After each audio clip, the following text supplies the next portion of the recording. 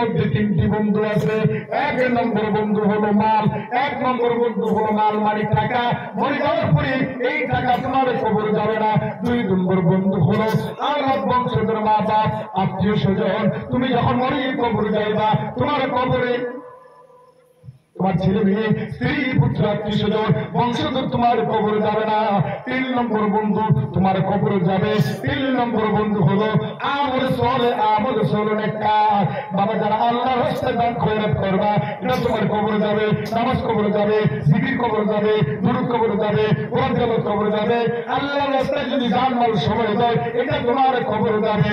এটা হলো তোমার এক নম্বর বন্ধু। জুড়ে জুড়ে কও ঠিক না বেঠিক? আমি তোমাদেরকে জিজ্ঞেস করি, প্রশ্ন করি, পূর্ব পশ্চিম উত্তর দক্ষিণ কয়টা দিক? জোরে, পূর্ব পশ্চিম উত্তর দক্ষিণ কয়টা দিক?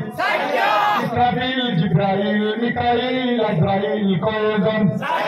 তাওরাত, জবুর, ইনজিল, কোরআন কয়টা?